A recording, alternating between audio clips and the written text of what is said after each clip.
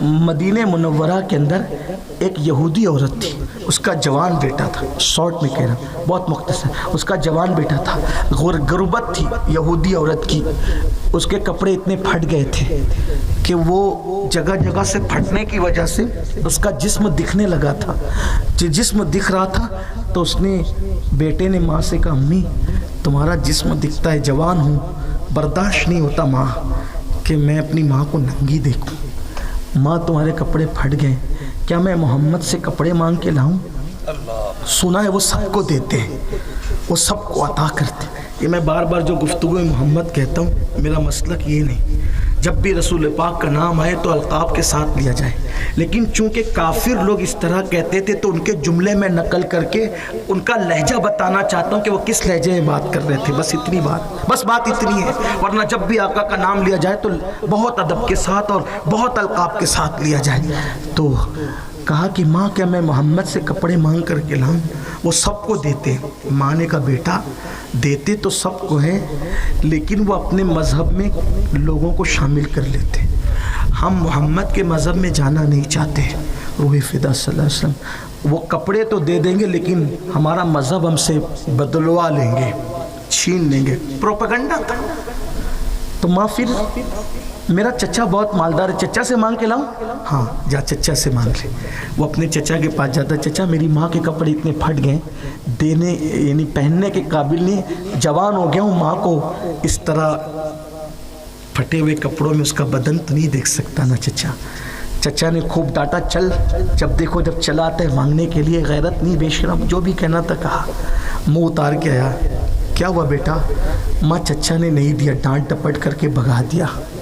माँ अब तो जाने दो ना मोहम्मद के पास सल्लल्लाहु अलैहि वसल्लम, अब जाने दो ना माँ, बेटा वो तेरा मज़हब तुझसे ले लेंगे। माँ मैं जा कर के उनके पास एक शर्त रखूँगा पहले कि हम मुसलमान नहीं होंगे, फिर बात करूँगा, देना होगा तो देंगे, नहीं देना होगा तो नहीं देंगे।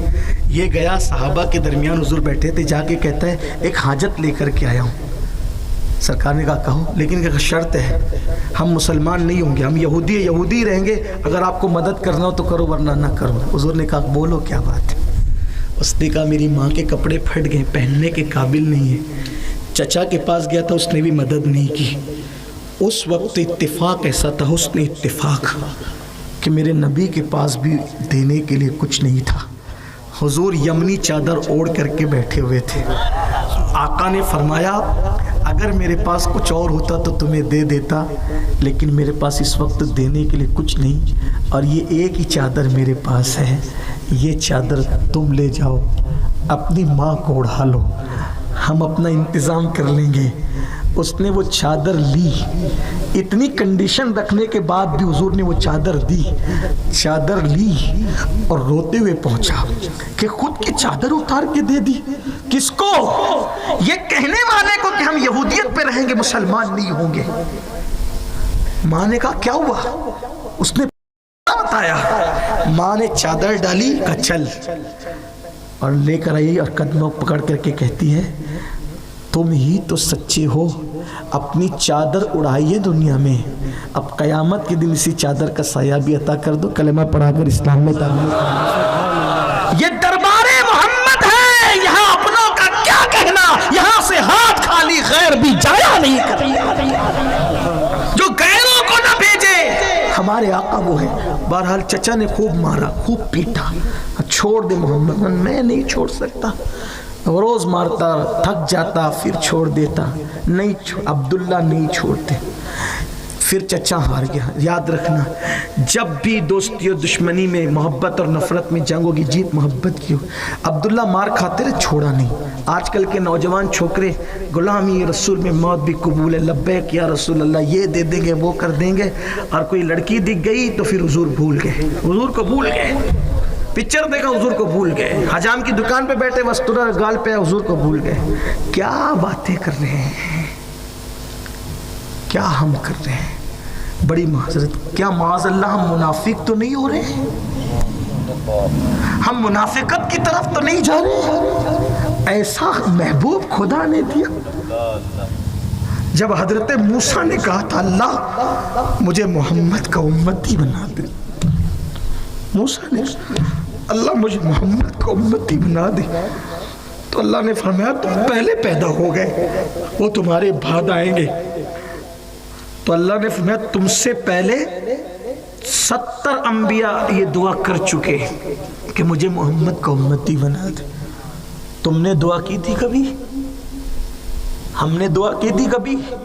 70 अंबिया तमन्ना करे कि हम उनके उम्मती बन जाए और उनसे कहा जाए कि तुम पहले पैदा हो। और हम कैसा नसीब लाया है, बिन मांगे अल्लाह ने आमिना का लाल अता फरमाया।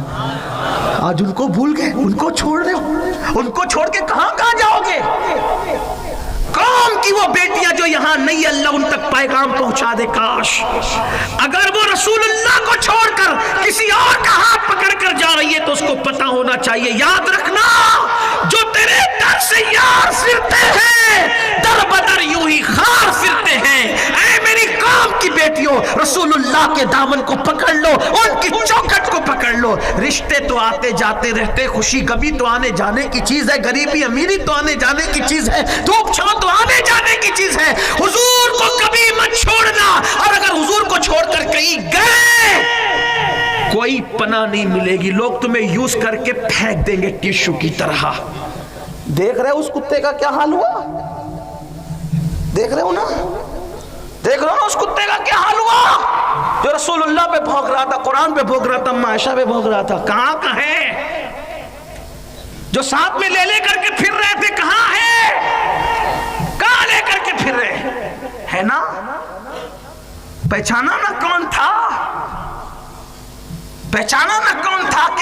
कितना उड़ उड़ के बात कर रहा था। लेकिन आज कहां है जो तेरे दर से यार फिरते हैं? देख लो अंजाम, देख लो। इतना बड़ा पढ़ा लिखा, पहले किसी वक्त बोर्ड का ये रहा और वो रहा और ये लीडर और वो लीडर और ये फला और वो फला ले लेके नाच रहे थे। कहां है आज? कैसी गालियां पड़ रही है। इसलिए ठोकरें खाते फिरोगे, उनके दर पे पड़ रहो। भूखे पेट रहो, उन्हीं के दर पे पड़े रहो। फटे कपड़े पहन लो, उन्हीं के दर पे पड़े रहो। कफन भी मैसर नहीं, बेकफन दफन होने के लिए तैयार हो जाओ, लेकिन उनके दर पे पड़े रहो। लोग कपड़े का कफन न देंगे, हमें कोई कम नहीं, वल्लाह हमें मुस्तफा की मोहब्बत की चादर नसीब हो जाए। माँ खदीजा को तो यही वर्गलाया गया था ना कि तुम्हें कफन नहीं मिलेगा। खदीजा ने कहा वल्लाह अगर नबी की मोहब्बत में कफन न मिला तो न सही, मुझे इंशाअल्लाह जन्नत का कफन नसीब होगा। उनकी बेवफाई के साथ मखमल का मिले, मलमल का मिले, दीवा का मिले, किसी का मिले, कमखाब का मिले, हम जूते की नोक पे मारते या रसूल अल्लाह आपके इश्क में हमें भी गवारा यही है। सब छोड़ेंगे, आपको नहीं छोड़ेंगे। ये अहद करना, बच्चों को घुट्टी में पिलाओ। हम कोई किसी से नफरत की बात नहीं करते, न करेंगे, लेकिन हुजूर से इश्क तो ऐसे ही होगा। पिदर मादर बिरादर जान माल उन पर फिदा कर, सब कुर्बान कर। नहीं छोड़ा उन्होंने हुजूर का दामन, मार खाते रहे। हार गया चाचा, मारना भी छोड़ दिया। एक दिन माँ के पास, अम्मा मुझे हुजूर की बहुत याद, मेरे महबूब की याद आती। माँ मैं उनको देखने जाना चाहता, बहुत दिन हुए ज़ियारत किए हुए, एक बार उनको देखा। माँ ने कहा बेटा तुझे मालूम है जब तू बच्चा था ना तो तेरा बाप मर गया था। तुझे भी मुझे भी उस वक्त तो जिसने पाला वो तेरा चच्चा था। अब तेरे चच्चा के बगैर इजाज़त के तू जा नहीं सकता। तू जवान हो गया लेकिन तू जा नहीं सकता, क्योंकि तेरे चच्चा के मुझ पे भी और तुझ पे भी बहुत एहसानात हैं। चच्चा से पूछ ले फिर चला जाओ, और जाएगा तो मार ही खाएगा। उन्होंने कहा जो भी अंजाम। देखो इश्क आदमी को बहादुर और निडर बनाता है।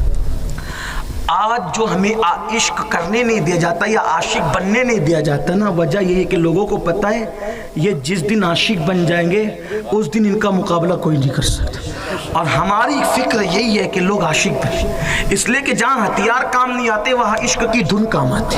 ये बात याद रख। आशिक की परवाज वहाँ तक है जहाँ फरिश्तों के पर थकते हैं।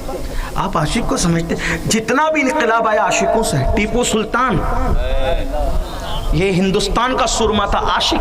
जब तक वो जिंदा रहा अंग्रेजों की मजाल नहीं थी हिंदुस्तान को अपना कह सके। टीपू सुल्तान कौन था जिसकी माँ ने बगैर वुजू के और बगैर दुरूद पड़े उसको दूध नहीं पिलाया?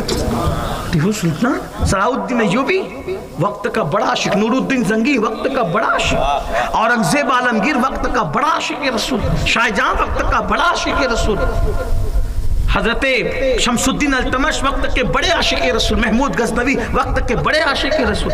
औलिया अल्लाह के अलावा मैं बादशाहों के नाम ले रहा हूँ आपके, ये शाह थे और आशिकी इनकलाब। फजल खैराबादी जिसने सबसे पहले अंग्रेजों के खिलाफ जिहाद का फतवा दिया, अपने वक्त का बड़ा आशिक रसूल। इतने बड़े आशिक रसूल थे फजल खैराबादी कि आपको अंग्रेजों ने गाय के पहिए, वो जो बैलगाड़ी आती ना, उस पहिए में बांध दिया और वो पहिया बैलगाड़ी का चलाते थे तो हड्डियां कड़कती थी। अरे अम्मा अरे अब्बा नहीं कहते थे, जब हड्डियां टूट करके कड़कती थी कहते थे अगिस नहीं या रसूल अल्लाह, अगिस नहीं यार। वो काफी मुरादाबादी जिसने अंग्रेजों के खिलाफ इनकलाब की आवाज बुलंद की, वो कितने बड़े आशिक रसूल।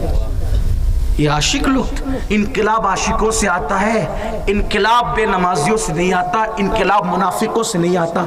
आशिक लोग इनकलाब, आशिक बनो आशिक, इश्क रसूल दिल में पैदा करो, इश्क की चिंगारी लगाओ, उसको शोले जव्वाल बनाओ और दिल में इश्क रसूल पैदा करने के लिए अच्छे नात खानों की आवाज़ में नात शरीफ सुनो, दुरूद शरीफ की कसरत करो, तिलावत कुरान करो, सुन्नतों पे अमल करो, हुजूर का जिक्र कसरत के साथ करो, कसरत के साथ सुनो, दिल के अंदर इश्क रसूल पैदा हो जाए, मोहब्बत रसूल पैदा हो जाएगी। तो बहरहाल अब्दुल्ला चचा के पास आए, कहा चचा एक बात कहनी है। कहा क्या? मेरे आका से मिलने का मुझे इश्तियाक है, मैं जाना चाहता हूँ। ठीक है जा, लेकिन एक शर्त है। चचा क्या शर्त है? शर्त यह है कि तुझे मालूम होना चाहिए कि तू जिस घर में रहता है वो तेरा नहीं है, मेरा है, क्योंकि तेरा बाप मर गया था तेरे बचपन में, कुछ छोड़ के नहीं गया था, तुझे भी पाला, तेरी माँ को भी पाला, वो घर मेरा है। एक बार अगर उनको देखने के लिए घर से जाएगा ना, दोबारा मेरे घर में मत आना, ये मेरी शर्त है। चचा को ऐसा लगा कि ये धमकी दूंगा तो निकलेगा नहीं, लेकिन इश्क वालों की बात ही जुदा है। बगैर तवक्कुफ के कहा मुझे मंजूर है, छोड़ देंगे घर आपका, नहीं आएंगे वापस नहीं आऊँगा चचा। ठीक है। अब चचा तो हैरान रह गया कि ये तो मैं फेल हो गया, नाकाम हो गया। फौरन उसने पैतरा बदला, कहा लेकिन साथ में ये भी है, जो तेरे पास माल है ना, जो जमा करके रखा है, वो माल भी मेरा है, माल छोड़ के जाना पड़ेगा। चचा ये भी मंजूर है। अब उसने सोचा मैं तो मुकम्मल नाकाम हुआ, तो तीसरी इतनी सख्त बात रखी, अगर किताब में ना लिखी होती तो हम बोल ही नहीं पाते। उसने कहा ये जो तूने कपड़े पहने हैं ना, ये कपड़े भी मेरे लाए हुए, तुझे मालूम है? कहा ये कपड़े भी उतार दे अगर उनसे मिल के जाना है तो। चचा ये भी मंजूर है, तेरे कपड़े उतार करके अगर उनसे मिलना नसीब होता है तो सौदा सस्ता है। उन्होंने कपड़े उतार के दे दिए, अपने सतर को छुपाया, रोते हुए माँ के पास आए। माँ से कहा माँ मेरे चचा ने कपड़े भी छीन लिए, मुझे कपड़े दे दो। माँ ने कहा बेटा तुझे पता है तेरी माँ बेवा है, कुछ नहीं दे सकती तेरी माँ तुझे, अलबत्ता मोहब्बत है ना बेटे से। मेरे पास 2 दुपट्टे हैं मेरे, जल्दी से लेके भाग जा वरना तेरा चचा आएगा तो ये भी लेने नहीं देगा। हज़रत अब्दुल्ला माँ के 2 दुपट्टे लेते हैं, एक नीचे को लपेटते हैं, एक ऊपर को डालते हैं और पैदल मदीने शरीफ की तरफ जाते हैं। ये थे आशिक लोग, इश्क वालों का ये मिजाज था। उन्होंने माँ छोड़ी, चचा छोड़ा, घर छोड़ा। हम गाना नहीं छोड़ सकते, हम आशिक रसूल हैं। हम चेहरे पे दाढ़ी नहीं छोड़ सकते, हम आशिक रसूल। औरतें बेपर्दगी नहीं छोड़ सकती, ये आशिक रसूल लोग हैं। आशिक तो वो कब्र में सो गए जिनके नाम से जमाना लरसता था, निकल गए। अब सुनो, रास्ते में ख्याल आया अब्दुल्ला बड़े घमंड और गुरूर के साथ तूने सब छोड़ दिया, तेरी तो कभी उनसे मुलाकात ही नहीं हुई। अगर वो तुझे नहीं पहचानेंगे तो तेरा बनेगा क्या? तू रहेगा कहाँ? कौन तेरा पुरसान हाल होगा? कोई मुलाकात नहीं, कोई जान पहचान नहीं, और तूने उनके लिए सब छोड़ दिया।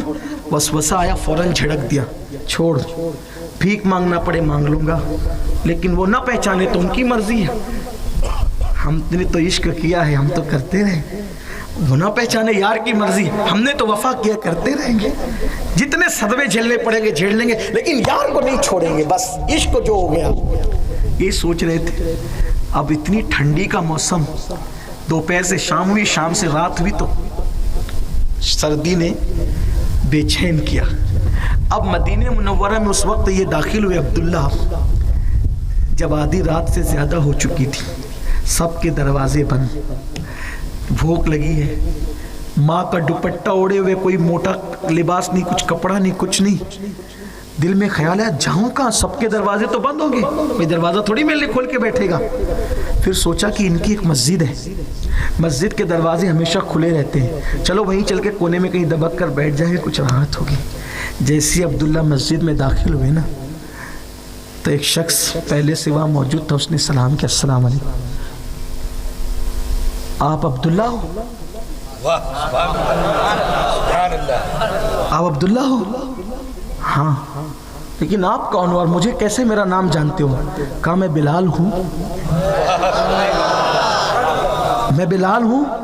आज जब आका इशा की नमाज पढ़ाकर जाने लगे तो मुझसे कहा बिलाल मेरा एक गुलाम है जो मेरे इश्क में अपनी माँ को, अपने चचा को, अपने घर को, अपने वतन को छोड़कर माँ का दुपट्टा ओढ़ करके आ रहा है। मदीने की सर्दी उससे बर्दाश्त नहीं होगी, वो जब आएगा तो मेरा ये कंबल उसको उठा देना। ये है मेरे आका, है मेरे से जो जितना बड़ा होता है वो छोटों के साथ उतनी बदतमीजी करते, लेकिन सबसे बड़े थे और सबसे बड़े हैं, उससे बड़ा कोई नहीं। सारी बड़ाई उनके कदमों पे ढेर है, जिब्रील का सर उनके कदमों में, वो लामका की मकी है, लेकिन कौन कहाँ कुर्बानी दे रहा है, किसको छोड़ रहा है, कैसे कपड़े पहन के आ रहा है, सब पता है। और ये नहीं कहा फला से लाकर दे देना, फला से ला के दे देना, अपना कंबल दे गए। उससे बर्दाश्त नहीं होगी मदीने की सर्दी, उससे बर्दाश्त नहीं होगी ये मेरा कंबल दे देना। अब्दुल्ला की तो अजीब हालत होगी। मैं तो सोच रहा था कभी मिले नहीं, पहचानेंगे कि नहीं पहचानेंगे, मैं तो आया भी नहीं था, मेरे लिए सर्दी का इंतजाम किया। फिर उसके बाद अब्दुल्ला कहते हैं, अब वो खुद कह रहे हैं मैंने तो कंबल लोड़ लिया हुजूर का, वो मुश्क की खुशबू के मजे ले रहा। हाय हाय क्या उनकी हालत हुई होगी, हुजूर का कंबल। कहा कि मैं इंतज़ार में था, बिलाल ने अजान पढ़ी, लोग आते रहे। अल मुख्तसर ये कि सब आ चुके, मैं सोचता था ये हैं, लेकिन कोई वो नहीं था जो मैंने देखा था ना। वाह वाह। फिर वो हुजरे से निकले, सीधे मुसल्ले पर आए और नमाज पढ़ा रहे थे। मैं नमाज की हालत में भी उनका चेहरा देख रहा था। अब मेरे दिल का मामला ज़ेरो ज़बर था, वो मैं कैसे बताऊंगा कि वो मैं ही हूँ जो माँ को और चचा को, वतन को और कपड़ों को सबको छोड़ कर आया हूँ। मैं कैसे तारुफ कराऊंगा, कैसे बात करूँगा। तो नमाज फजर के बाद सहाबा की तरफ रुक करके बैठ गए, सब पे नज़र डाली और मेरा नाम लेके कहा अब्दुल्ला खैरियत तो है ना, कैसे आए। मेरी आँख में आंसू थे। फिर हुजूर ने कहा अब यहीं रहो, चचा ने घर से निकाल दिया, यहीं रहो, तुम्हारा घर यही है, यही रहना। और फिर अब्दुल्ला कहते मैं रहने लगा। फिर हुजूर अलैहिस्सलातु व तस्लीम ने मेरे बहुत नाज उठाया, ऐसा जैसे बाप किसी इकलौते बच्चे का नाज उठाता है, वैसे हुजूर मेरे नाज उठाते। एक दिन मैंने मुझसे कोई ऐसा काम हो गया जिससे उमर मुझ पे नाराज़ हो गए। तवज्जो करना, उमर मुझ पे नाराज़ हो गए और नाराज़ होकर मुझे खूब डांटा। अब डांटा तो चूँकि मदीने शरीफ आने के बाद पहली बार डांट किसी की पड़ी थी, मेरे तो नाज ही सब उठा रहे थे। फारूक आज़म ने मुझे डांट दिया, तो मैंने सोचा आज मैं हुजूर का सामना नहीं करूँगा, अगर हुजूर का सामना किया तो मैं रो पड़ूंगा, मैं बर्दाश्त नहीं कर पाऊँगा। तो मैं एक सुतून के पीछे जाके छुप गया। आज हुजूर खुतबा देंगे तो हुजूर को नहीं देखूंगा, लेकिन जैसे ही छुपा हुजूर ने खुतबा शुरू किया तो करार नहीं था। इनको देखने के लिए तो यहाँ तक आया था, सब छोड़ छाड़ के। आज चाहता था कि नहीं देखूंगा, लेकिन करार नहीं आ रहा था। बस जैसे ही मैंने उनको देखा रो पड़ा, रोया तो सिसकियाँ बन गई। सरकार ने जब रोने की आवाज़ सुनी तो खुद भी मुझे बुला सकते थे, लेकिन बुलाया नहीं। मिंबर से नीचे उतर के आए और कहा कौन रो रहा है? अब्दुल्ला हो।